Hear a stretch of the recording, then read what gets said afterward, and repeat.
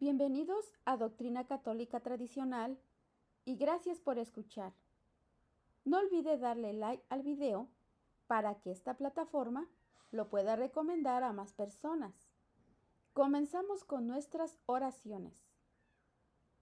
Pater noster qui es in celis, sanctificetur nomen tuum, adveniat regnum tuum, fiat voluntas tua, sicut in cielo et in terra.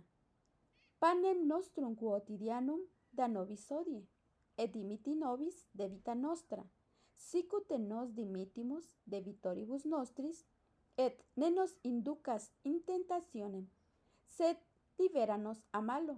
Amén. Ave Maria, gratia plena, Dominus tecum, benedicta tu in mulieribus, et benedictus fructus ventris tui, Iesus. Sancta Maria Mater Dei, ora pro nobis peccatoribus, nunc et in hora mortis nostrae. Amén. Sancte Micaeli Arcangelo, defendenos in praelium. Contra nequitiam et insidias diaboli esto presidium. Imperet illi Deus, supplices deprecamur. Tuque princeps militia celestis, Satanam aliosque spiritus malignos, qui ad perditionem animarum pervagantur in mundo. Divina virtute in infernum detrude. Amen. Cor Jesus sacratitium, miserere nobis. Cor Jesus sacratitium, miserere nobis. Cor Jesus sacratitium, miserere nobis. Continuación del audiolibro El golpe maestro de Satanás de Monseñor Marcel Lefebvre, capítulo 7. Respuestas diversas, cuestiones de actualidad. Primero, ¿cuál debe ser nuestra actitud respecto del Papa Pablo VI, de aquel tiempo, por supuesto? Esta actitud será diferente según la manera como se defina al Papa Pablo VI, porque nuestra actitud hacia el Papa, como Papa y sucesor de Pedro, no puede cambiar. La cuestión es, pues, en definitiva, ¿el Papa Pablo VI ha sido o es todavía el sucesor de Pedro? Si la respuesta es negativa, Pablo VI no ha sido nunca Papa o ya no lo es. Nuestra actitud será la de los períodos sedevacante. Eso simplificaría el problema. Algunos teólogos lo afirman, apoyándose en las afirmaciones de los teólogos del tiempo pasado, admitidas por la Iglesia, y que han estudiado el problema del Papa hereje, cismático, o que abandona prácticamente su cargo de pastor supremo.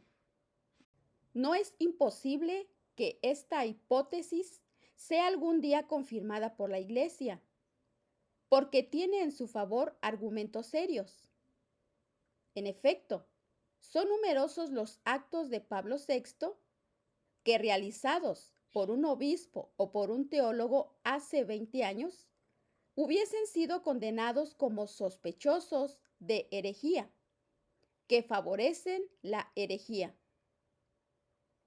Ante el hecho de que el que realiza esos actos es quien ocupa el trono de Pedro, el mundo, aún católico, lo que queda de él, estupefacto, perplejo, prefiere callar más bien que condenar. Prefiere asistir a la destrucción de la Iglesia antes que oponerse a ella, a la espera de días mejores. Sin embargo, queda por saber en qué medida el Papa es el verdadero responsable de esos actos que favorecen la herejía. Algunos responden que no lo es en absoluto, que está prisionero, etc. Es una respuesta que no parece admisible. El Papa se muestra en plena posesión de sus medios, muy consciente de su firme deseo de hacer aplicar el concilio y las reformas que de él derivan. Entre las dos hipótesis, la del Papa hereje y que ya no es, por consiguiente, Papa, y el Papa irresponsable, incapaz de cumplir su cargo por la tiranía ejercida por los que lo rodean, no hay una respuesta más compleja, pero quizás más real, la de Pablo VI, liberal, en un grado muy profundo. Su liberalismo toma sus raíces en Lutero, Jean-Jacques Rousseau, Lamennais, luego en personajes que ha conocido Marc Sanguier, Fogassaro, el Maritain, Teilhard de Chardin, La Pira, etc. Formado en el liberalismo, que es la incoherencia intelectual y la incoherencia práctica, como lo define el cardenal Villot, él encarna una teoría católica o catolizante y una práctica fundada sobre los falsos principios del liberalismo, del mundo moderno, principios en los que están imbuidos los enemigos de la Iglesia, es decir, protestantes, masones, marxistas, principios de una filosofía hegeliana, subjetivista, irreal, evolutiva, que está en la base de la democracia, de las falsas libertades individuales, todo eso bajo un espejismo de progreso, de mutación, de dignidad de la persona humana, etc. Esta incoherencia esencial del liberal le da un doble rostro, una doble personalidad, una dualidad constante que provoca la autodestrucción. Se puede decir que no hay peor mal que el de tener en la sede de Pedro a un liberal convencido. De ahí la alegría de los enemigos de la Iglesia, quienes la manifiestan públicamente. De ahí también el bloqueo de las relaciones de los católicos fieles por el rostro aparentemente tradicional del Papa. Es un segundo Lamennais, torturado, inquieto, capaz de gran sentimentalismo y de reacciones crueles. Me parece que esta respuesta corresponde mejor a la historia del liberalismo y a la del propio Pablo VI. Ella explica mejor todo lo que hizo y sigue haciendo. Ella ilumina el Concilio Vaticano II y el periodo posconciliar. Echa una luz lóbrega sobre el Vaticano y los agentes que allí operan, de conformidad con lo que han hecho los verdaderos liberales durante 2 siglos. Nuestra conclusión en este caso es la siguiente. Estamos con Pablo VI, sucesor de Pedro, cuando cumple su papel. Nos negamos a seguir a Pablo VI, sucesor de Lutero, de Rousseau, de Lamennais, etc. El magisterio oficial y perpetuo de la Iglesia nos permite ver cuándo Pablo VI obra de una manera o de otra. Estimamos nulos todos los esfuerzos, todos los actos, todas las contrariedades que nos vienen de él para obligarnos a seguir a Pablo VI liberal y destructor de nuestra fe. Aceptamos, por el contrario, todos los actos tendientes a sostener nuestra fe católica, porque en la Iglesia, por voluntad de su fundador y por la naturaleza misma de la Iglesia, todo está ordenado a la fe, prenda de la vida eterna. Todos los poderes, todas las leyes están ordenadas a ese fin.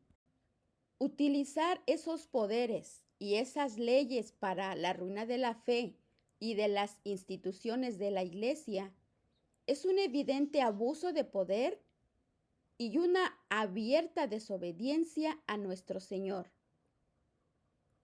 Colaborar con esta ruina, sometiéndose a un mandamiento inmoral, es contribuir a la desobediencia a nuestro Señor. Si pareciera imposible, como lo afirman los progresistas y los que siguen a Pablo VI con los ojos cerrados, que el Papa Pablo VI sea verdaderamente Papa y favorezca al mismo tiempo la herejía, y por consiguiente, si pareciera que es contrario a las promesas hechas por nuestro Señor Jesucristo, que un Papa sea profundamente liberal, entonces sería preciso adherirse a la primera hipótesis.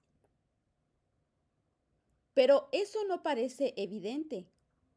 Es el cardenal Danielou quien dice, en la última obra publicada al respecto, que el Papa Pablo VI es un liberal. De todas maneras, debemos rezar mucho por el Papa para que guarde fielmente el depósito de la fe que le ha sido confiado. Segundo, ¿cuál debe ser nuestra actitud respecto de la nueva misa?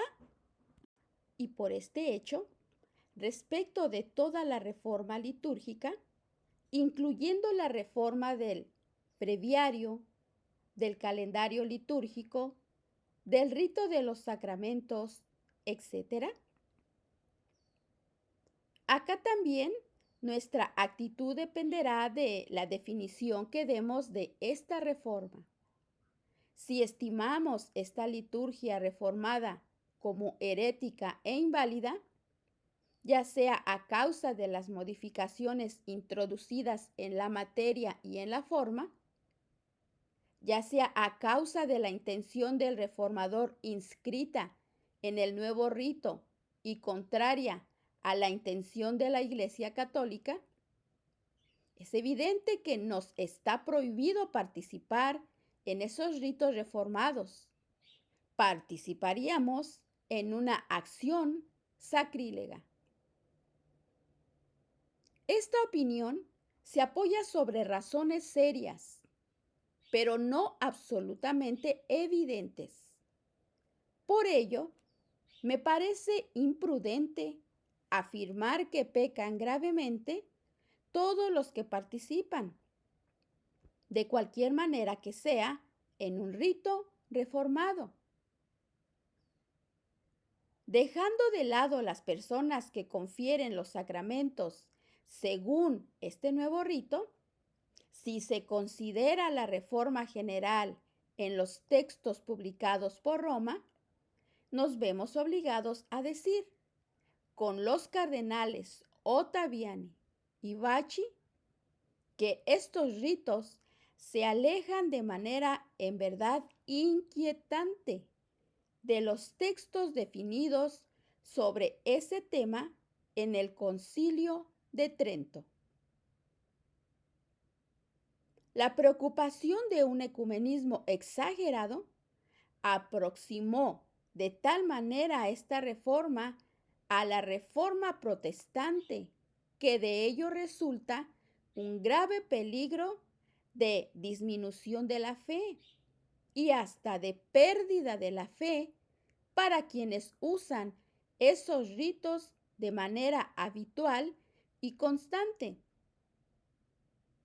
Y esto incluso en el caso de quienes se esfuerzan por guardar las apariencias de la tradición.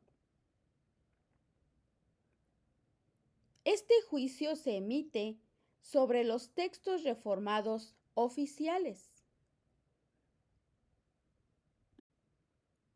Estos textos concluyen pues por ejercer una influencia sobre la intención de muchos sacerdotes, sobre todo de los jóvenes, alejándolos de la intención de hacer lo que la Iglesia Católica hace.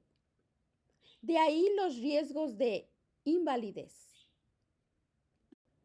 Si parecemos estar en una situación anormal, es porque aquellos que hoy tienen la autoridad en la Iglesia queman lo que antes habían adorado y adoran lo que antes era quemado. Los que se han apartado de la vía normal y tradicional son quienes tendrán que volver a lo que la Iglesia ha enseñado siempre y a lo que siempre ha realizado.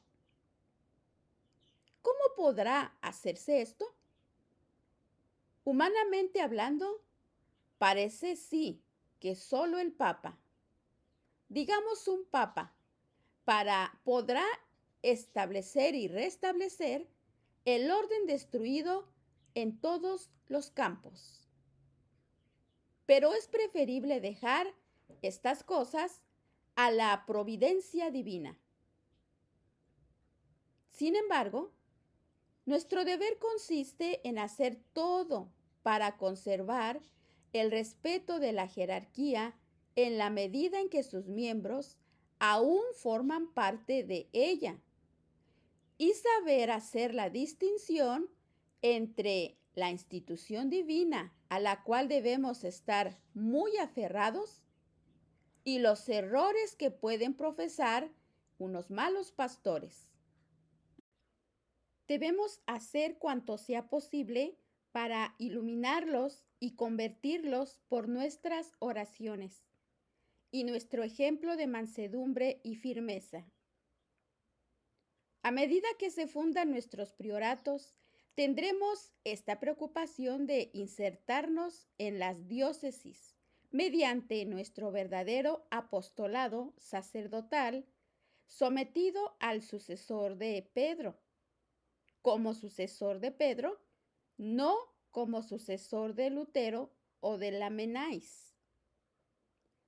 Tendremos respeto e incluso afecto sacerdotal por todos los sacerdotes, esforzándonos por darles la verdadera noción del sacerdocio y del sacrificio, por acogerlos para retiros, por predicar misiones en las parroquias como San Grignion de Montfort, predicando la cruz de Jesús y el verdadero sacrificio de la misa. Así, por la gracia de la verdad, de la tradición, se desvanecerán los prejuicios a nuestro respecto, al menos de parte de los espíritus todavía bien dispuestos, y nuestra futura inserción oficial se verá, por ello, grandemente facilitada. Evitemos los anatemas, las injurias, las pullas. Evitemos las polémicas estériles. Recemos, santifiquémonos. Santiquémonos. Las almas que vendrán a nosotros cada vez más numerosas, en la medida en que encuentren en nosotros aquello de lo cual tienen sed. La gracia de un verdadero sacerdote, de un pastor de almas, celoso, fuerte en su fe, paciente, misericordioso, sediento de la salvación de las almas y de la gloria de nuestro Señor.